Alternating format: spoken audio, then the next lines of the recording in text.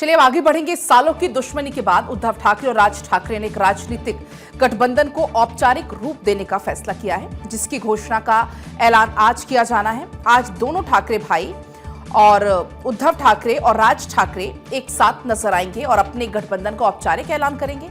दोनों नेता मुंबई के वर्ली स्थित होटल ब्लू सी में संयुक्त प्रेस कॉन्फ्रेंस कर गठबंधन की घोषणा करेंगे। आपको बता दें कि 30 जनवरी 2003 को शिवसेना के वरिष्ठ नेता राज ठाकरे ने अपने चचेरे भाई उद्धव ठाकरे का नाम पार्टी के कार्यकारी अध्यक्ष पद के लिए प्रस्तावित किया।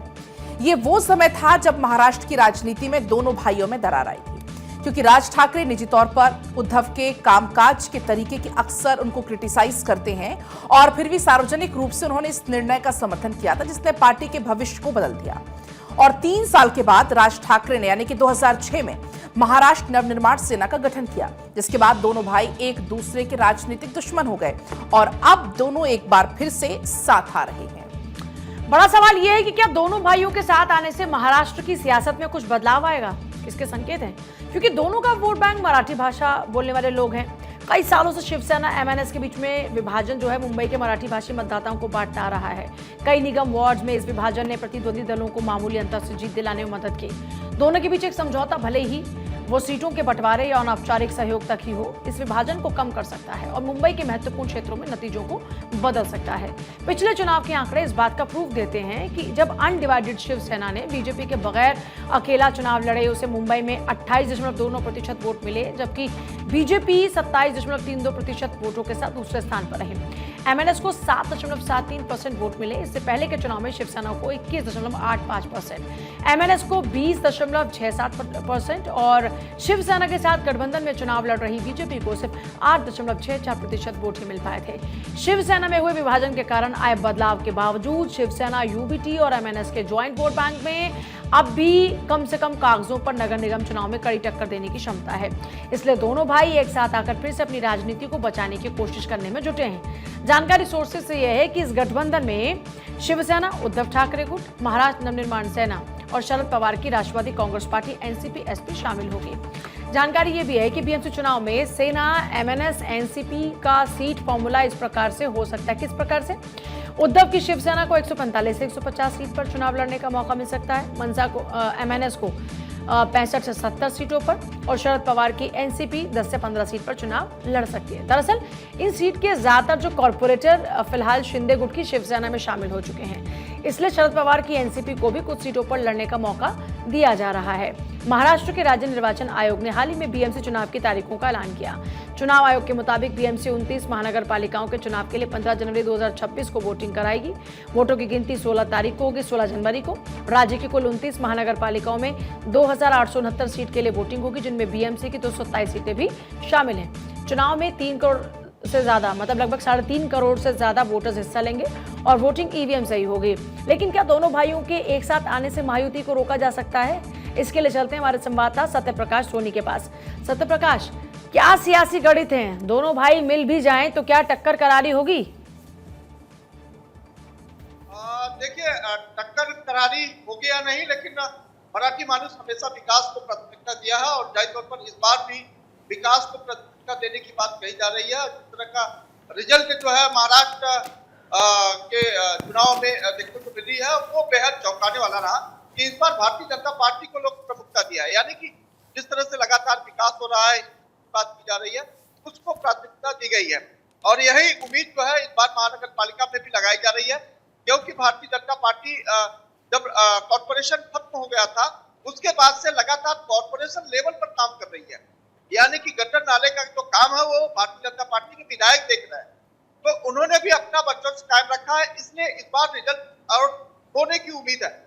मुंबई में महानगर पालिका में मराठी मानुस का वर्चस्व जरूर है, शिवसेना का वर्चस्व जरूर रहा, लेकिन ठाकरे गुट एक साथ आने से बहुत ज्यादा प्रभाव नहीं होने वाला है। लेकिन मनसे का जो प्रभाव रहा है महानगर पालिका में जरूर रहा है। मनसे जो है 3 से 5 हजार वोट जो है एक एक वार्ड में प्रभाव डालती है, जो एक जीत का भी कारण बनता है।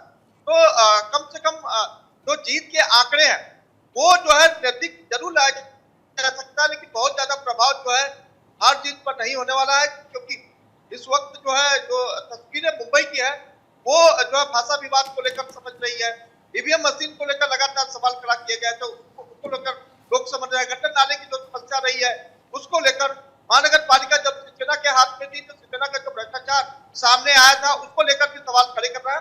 तो कहीं न कहीं महायुति जो है जो तमाम मुद्दे रहे हैं जो स्टेट लेवल के उसको लेकर लोगों को जागरूक कर रही है कि कैसे जो है 30 साल से महानगर पालिका में रहकर जो है शिवसेना ने भ्रष्टाचार किया है।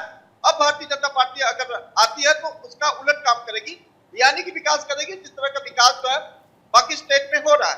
तो कहीं न कहीं ये देखा जा रहा है कि इस बार जो है ठाकरे बंधु का जो जादू है वो चलने वाला नहीं है। हालांकि एक साथ जरूर आ गए हैं, बार बार एक कहा भी जा रहा है कि अभी हम जो तुर्क का पत्ता है वो हमने जो है छुपा कर रखा है, जब खोलेंगे तब समझ में आएगा। लेकिन भारतीय जनता पार्टी तमाम सत्ता से लड़ने के लिए तैयार है और एक ही एजेंडा भारतीय जनता पार्टी के पास है कि विकास को जो है बताना है और जिस तरह का विकास हुई और महाराष्ट्र में हुआ है उसको लेकर जो है भारतीय जनता पार्टी अपना जो है धीरे धीरे एजेंडा बता रही है और उसकी तारे चल रही है। लेकिन अब ठाकरे बंधु आज 12 बजे के जो ब्लू लाइन वर्ली के जो होटल है उसमें एक प्रेस कॉन्फ्रेंस होने वाली है, उसमें यह खुलासा करने वाले हैं कि ठाकरे बंधु एक साथ आ रहे हैं या नहीं।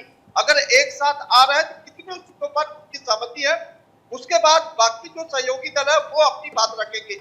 सहयोगी दल में प्रकाश अम्बेडकर की पार्टी है और उसके बाद शरद चंद्र पवार की पार्टी एनसीपी है। उन दोनों पार्टियों को साथ में लाने के अलावा समाजवादी पार्टी अबू आजमी तो मुंबई अध्यक्ष है उनकी पार्टी। अबू आजमी के पास अब तक निमंत्रण ही नहीं दिया गया है कि आप मेरे साथ आने वाले हो या नहीं। हालांकि अबू आजमी ने पहले ही कह दिया कि वह अकेले दम पर चुनाव लड़ने वाले हैं।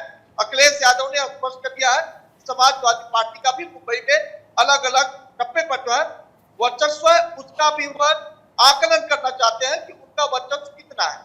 तो कुल मिलाकर देखा जाए तो इस बार जो है बहुत मुकाबला जो है कड़क होने वाला है। लेकिन इसमें ठाकरे बंधु की क्या भूमिका होगी ये जनमानस सब समझ चुका है, क्योंकि 30-35 सालों में जो काम किया गया है उसी तरह का पुनरावृत्ति वापस शिवसेना कर सकती है। इसलिए भारतीय जनता पार्टी इसे पूरी तरह से बुलाने का प्रयास कर रही है और भारतीय जनता पार्टी लोगों को यह बताने की भी कोशिश कर रही है कि एक बार सत्ता जो है भारतीय जनता पार्टी के हाथ में दीजिए, महापौर भारतीय जनता पार्टी को बनाइए, उसके बाद देखिए किस तरह का विकास किया जाता है और कैसे भ्रष्टाचार पर लगाम लगाया जा सकता है।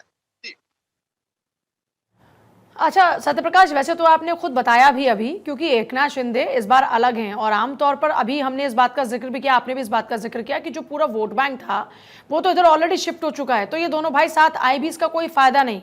लेकिन अभी ये जो सियासी गणित बिठाने की कोशिश कर रहे हैं इसमें किसका पलड़ा भारी अभी तक नजर आ रहा है?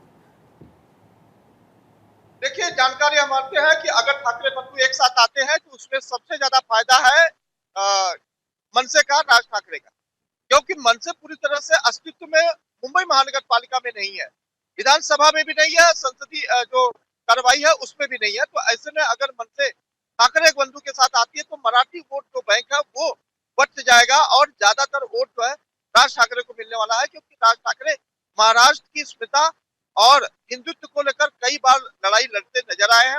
कई बार वह महाराष्ट्र के मराठी वोट बैंक के लिए भी लड़ते आए। तो ऐसे में पलड़ा भारी इस वक्त जो है मनसे का है। तो ऐसे में लोग चाहते हैं कि अगर ठाकरे बंधु आते हैं, एक साथ आते हैं, तो उसमें नुकसान जो है ठाकरे बंधु का होने वाला है, क्योंकि उद्धव ठाकरे का फिक्स वोट बैंक जो है 18% है, वो अब कम होने वाला है।